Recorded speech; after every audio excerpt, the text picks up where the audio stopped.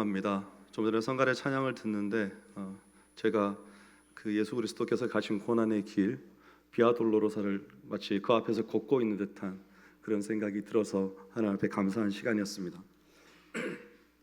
오늘 우리가 함께 나눌 말씀의 제목은 나는 생명의 떡이라입니다. 이 표현은 우리식으로 하면 나는 생명의 밥이라 라는 말이 됩니다. 사람이 음식을 먹어야 생명이 유지가 됩니다. 그러므로 떡이라는 표현에는 생명을 유지하기 위해 먹는 우리에게 있어서 기본적인 음식이다 이런 뜻이 있지요. 그런데 왜 예수님께서 굳이 나는 생명의 떡이라고 말씀을 하셨을까요? 그것은 먹으면 생명을 얻는 떡만 있는 것이 아니라 또 죽는 떡도 있기 때문입니다. 예수님께서 먹으면 죽게 되는 떡에 대해서 말씀하실 때 마태복음 16장 6절과 11절 12절에 설명해 주셨는데요. 우리가 함께 읽어보겠습니다. 예수께서 이르시되 삼가 바리새인과 사두개인들의 누룩을 주의하라 하시니 어찌 내 말한 것에 떡에 관함이 아닌 줄을 깨닫지 못하느냐. 오직 바리새인과 사두개인들의 누룩을 주의하라 하시니 그제서야 제자들이 떡의 누룩이 아니요 바리새인과 사두개인들의 교훈을 삼가라고 말씀하신 줄을 깨달으니라. 아멘. 누룩은 떡을 만들기 위해서 반죽을 발효시킬 때 넣는 효모입니다. 그러므로 떡과 같은 의미로 사용된 단어라고 할 수 있습니다. 그래서 예수님이 그들의 누룩, 곧 그들의 가르침을 주의하라고 말씀하신 겁니다. 왜 그럴까요? 그들의 가르침이 우리가 2주 전에 보았듯이 하나님의 율법을 가지고 사람을 살리는 것이 아니라 사람을 죽이는 일에 사용하고 있었기 때문입니다. 출애굽 당시 하나님께서 주신 율법은 하나님의 백성들을 살게 하기 위한 생명의 법이었는데 예수님 당시에 바리새인과 사두개인들은 사람을 죽이는 도구로 사용하고 있었던 것입니다.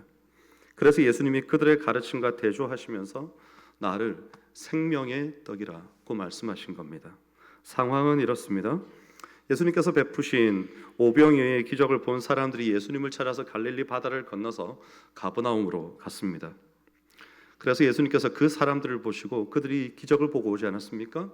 그 사람들을 보시고 썩을 양식을 위하여 일하지 말고 영생하도록 있는 양식을 위하여 하라. 그리고 이 양식은 인자가 너희에게 준다. 이렇게 말씀하셨습니다. 여기서 인자는 예수님 자신을 가리키는 호칭이죠. 그래서 사람들이 다시 물어봅니다. 근데 그들의 질문이 무엇이 영생하도록 있는 양식입니까? 라고 묻지 않고요. 그들은 우리가 어떻게 하여야 하나님의 일을 하오리까? 라고 묻습니다. 왜냐하면 예수님께서 이미 예수님의 양식이 무엇인지 그들에게 알려주셨기 때문입니다. 요한복음 4장 34절을 보면 예수께서 이르시되 나의 양식은 나를 보내신 이의 뜻을 행하며 그의 일을 온전히 이루는 이것이니라. 그래서 사람들은 우리가 어떻게 해야 하나님의 뜻을 행하고 하나님의 일을 온전히 이루어 드릴 수 있습니까? 이렇게 물어본 것입니다. 예수님은 하나님께서 보내신 일을 믿는 것이 하나님의 일이다라고 말씀하시는데요. 그러니까 예수님의 말씀이 영생하도록 있는 양식을 얻고자 한다면 하나님께서 세상에 보내신 나를 믿으라 이 말씀을 하시는 겁니다. 그런데 사람들이 다시 묻습니다. 30절 31절에 보면 우리가 보고 당신을 믿도록 행하시는 표적이 무엇입니까? 하시는 일이 무엇입니까? 기록되기를 하늘에서 그들에게 떡을 주어 먹게 하였다함과 같이 우리 조상들은 광야에서 만나를 먹었나이다. 이렇게 말합니다. 이 말은 모세는 광야에서 우리 조상들에게 하늘에서 만나를 먹게 해 주었는데 당신은 무엇을 할 수 있느냐? 이렇게 묻는 겁니다. 이 의도가 뭔가 하면요, 모세가 우리 조상들에게 만나를 40년 동안 광야에서 그렇게 먹여줬는데 고작 떡 한 번 먹여주고 말 것이라면 우리가 무엇을 보고 당신이 하나님이 보내신 사람인 줄 알고 당신을 믿겠습니까? 이렇게 지금 예수님에게 말하자면 추궁을 하고 있는 것입니다. 그래서 이 질문에 예수님의 떡 강의가 이어집니다. 먼저 예수님은 그들이 제시한 예가 틀렸다는 것을 말씀해 주십니다. 과거에 광야에서 너희 조상들에게 하늘로부터 떡을 주신 분은 모세가 아니라 하나님이셨다. 그리고 그 하나님 내 아버지께서 지금 하늘로부터 참 떡을 너희에게 주시는데 그 하나님의 떡은 하늘로부터 내려온 것이고 세상을 구하기 위해 주시는 떡이다. 이렇게 설명하신 겁니다. 그러자 사람들이 그 떡을 항상 우리에게 주십시오 라고 요청합니다. 여러분, 요한복음 4장에 보면 사마리아 성의 수가성 여인이요, 예수님께서 내가 주는 물을 마시는 자는 영원히 목마르지 아니하리니 내가 주는 물은 그 속에서 영생하도록 솟아나는 샘물이 될 것이다. 이렇게 말씀하시니까 여인이 주여 그런 물을 내게 주사 목마르지도 않고 또 여기 물 기르러 오지도 않게 하옵소서. 여인의 지난 삶에 대한 애환이 담겨 있는 고백과 요청을 올려드립니다. 그와 같은 맥락이죠. 사람들은 소가성 여인처럼 예수님께서 말씀하신 하늘에서 내려와서 생명을 주는 떡을 원했습니다. 그들은 오병이어의 기적 때처럼요, 줄어들지 않고 배불리 먹고도 남는 떡, 그것을 원했을지도 모릅니다. 그러나 예수님은 내가 생명의 떡이다 이렇게 말씀하시면서 내게 오는 자는 결코 줄이지 않을 것이고 나를 믿는 자는 영원히 목마르지 아니하리라 말씀하신 겁니다. 그런데 문제는 예수님을 보고도 사람들이 예수님의 이 말씀을 믿지 않는다는 겁니다. 그래서 예수님은 분명히 그들의 조상이 먹었던 만나는 먹어도 결국 죽을 수밖에 없는 만나였지만 지금 하나님께서 주시는 떡인 예수님은 먹고 죽지 않는 떡이다 라고 대조를 하시는 거지요. 그리고 51절에서 이들에게 그 떡을 먹고 영생을 얻는 방법을 다시 한번 설명하십니다. 그런데 그 방법이 매우 특별합니다. 우리 함께 6장 51절 말씀, 6장 51절 말씀을 읽어보겠습니다. 나는 하늘에서 내려온 살아있는 떡이니 사람이 이 떡을 먹으면 영생하리라. 내가 줄 떡은 곧 세상의 생명을 위한 내 살이니라 하시니라. 아멘. 예수님께서 자신을 살아있는 떡이라고 말씀하시는 것도 이해가 안 되는데 그 떡이 예수님의 살이고 사람이 예수님의 살을 떡으로 알고 먹어야 영생한다는 말씀은 더더욱 더 이해가 되지 않았습니다. 그래서 이 말씀을 들은 유대인들 사이에서 논쟁이 벌어진 거죠. 어떻게 자기 살을 우리에게 주어서 먹게 한단 말인가? 이 말입니다. 그들의 질문이 지금 우리에게도 동일하게 있을 수 있습니다. 예수님의 말씀이 도대체 무슨 뜻입니까? 그런데 예수님은 이 논란에 대해서 설명을 하시는 것이 아니라 오히려 더 불을 지피시는 것 같습니다. 53절부터 58절 말씀을 저와 여러분이 함께 읽어보겠습니다. 예수께서 이르시되 내가 진실로 진실로 너희에게 이르노니 인자의 살을 먹지 아니하고 인자의 피를 마시지 아니하면 너희 속에 생명이 없느니라. 내 살을 먹고 내 피를 마시는 자는 영생을 가졌고 마지막 날에 내가 그를 다시 살리리니 내 살은 참된 양식이요 내 피는 참된 음료로다. 내 살을 먹고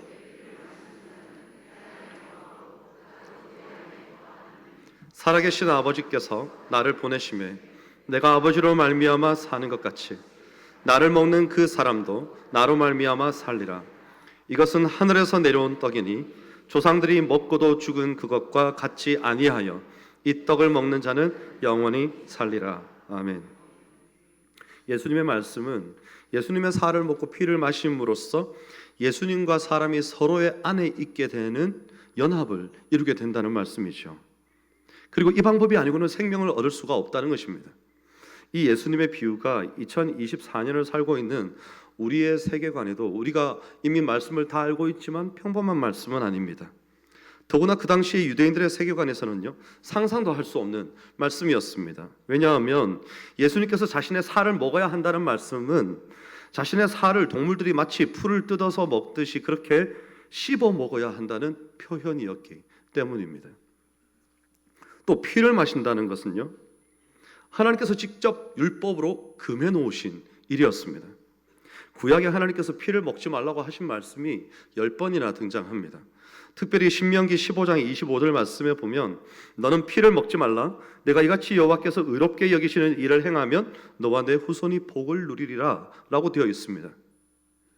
피를 안 먹는 것이 여호와께서 의롭게 여기시는 일이고 그래야 너와 내 후손이 복을 누린다고 하신 것이죠. 그런데 예수님께서 누구든지 영생을 얻으려면 예수님의 살을 먹고 예수님의 피를 마셔야 된다고 하니까 예수님의 제자들조차도 시험에 든 것입니다. 60절에 이 상황이 설명되어 있습니다. 예수님의 말씀이 도저히 이해가 안 되는 것입니다. 그래서 66절에 보면 심지어 많은 제자들이 예수님을 버리고 떠나버렸습니다. 그만큼 예수님의 말씀은 그들이 감당하기에 너무나 파격적인 말씀이었습니다. 그런데 모든 사람이 예수님의 말씀을 못 알아들은 것은 아니었습니다.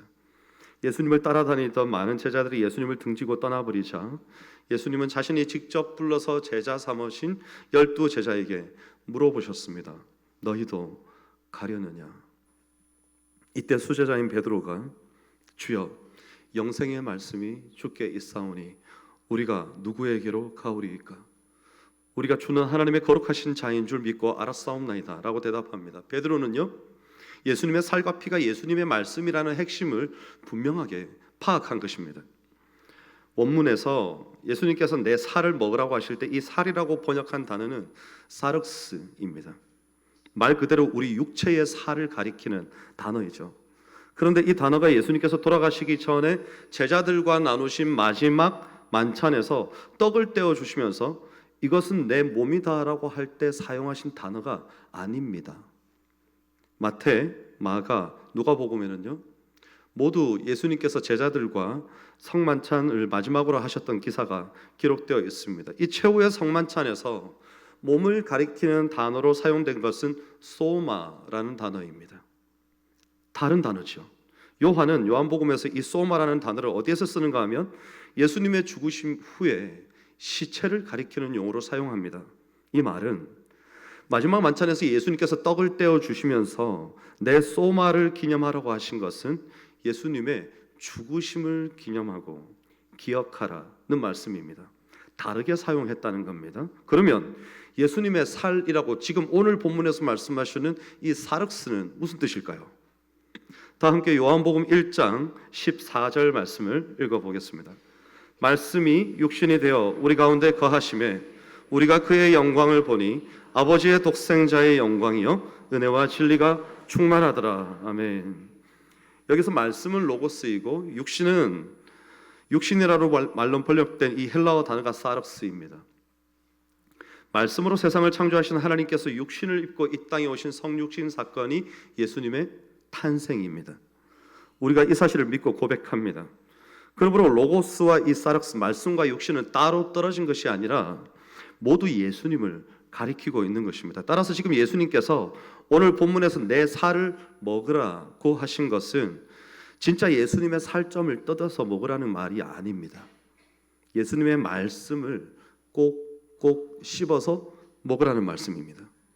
그래서 베드로가 대답하는 것을 보면 알죠. 영생의 말씀이 주께 있사오니 우리가 어디로 가오리까?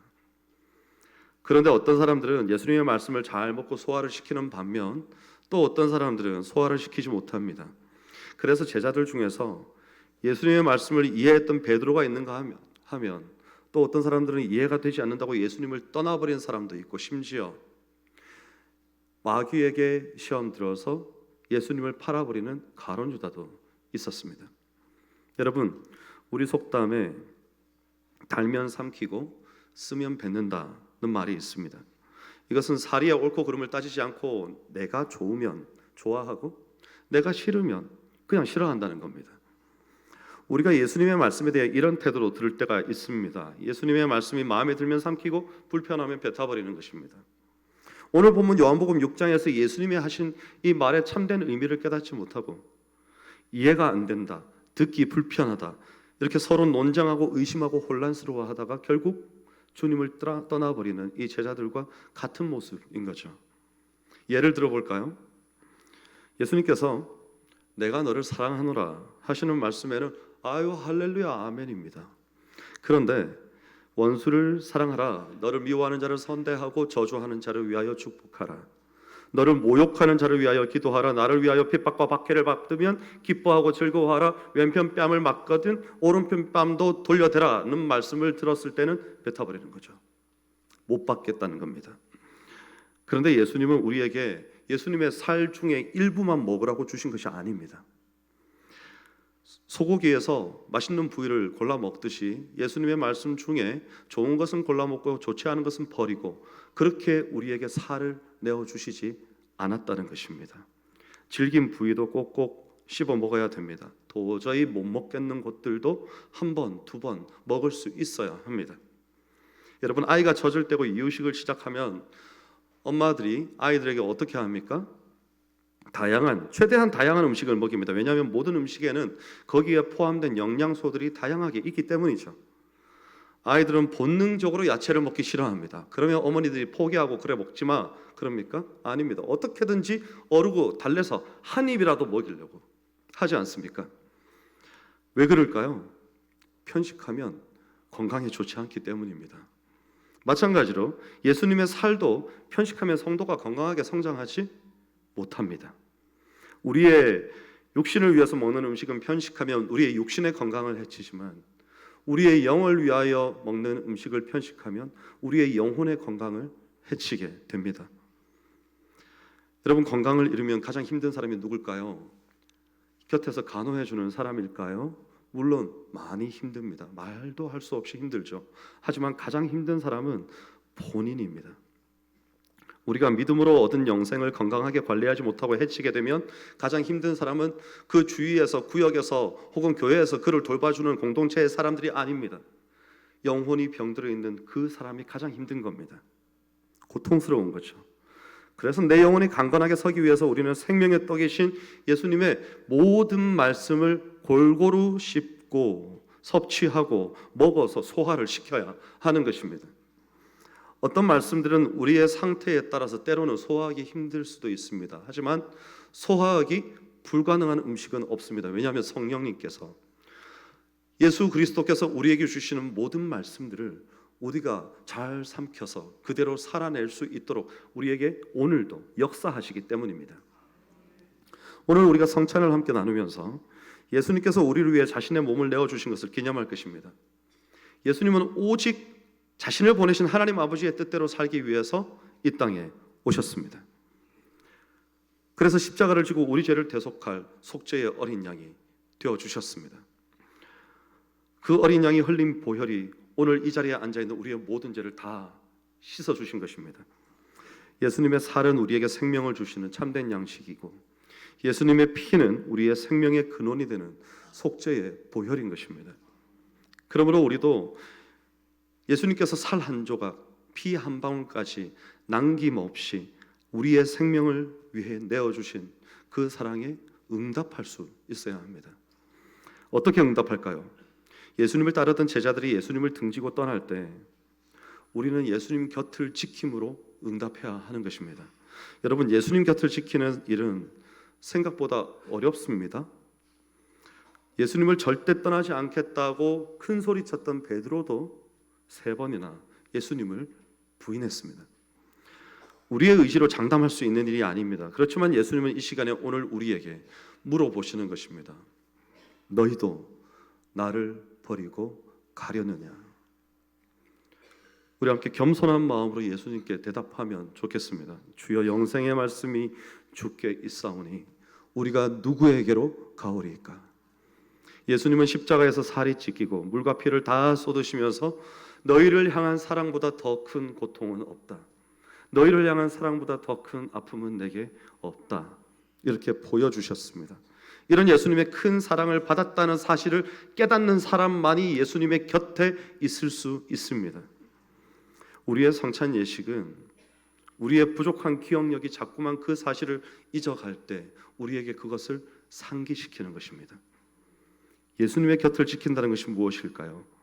마태복음에 마가가 잘 기록하고 있습니다. 마태가 잘 기록하고 있습니다. 마태복음 25장 35절 36절 그리고 40절을 저와 여러분이 함께 읽어보겠습니다. 내가 줄일 때에 너희가 먹을 것을 주었고 목마를 때에 마시게 하였고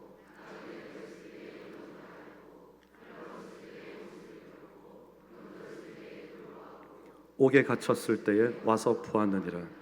임금이 대답하여 이르시되 내가 진실로 너희에게 이르노니 너희가 여기 내 형제 중에 지극히 작은 자 하나에게 한 것이 곧 내게 한 것이니라 하시고. 아멘. 지극히 작은 자 하나에게 한 것이 곧 예수님께 한 것입니다. 왜냐하면 예수님의 시선이 지극히 작은 자에게 머물러 계시고 그와 함께 계시기 때문입니다. 이 사실을 잊지 맙시다. 우리말 가운데 아름다운 표현이 있습니다. 바로 마음에 간직한다라는 말입니다.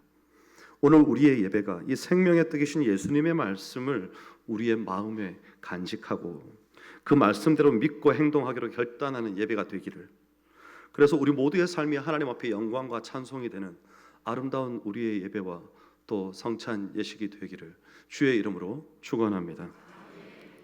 우리 함께 찬송가 96장을 찬양하시겠습니다.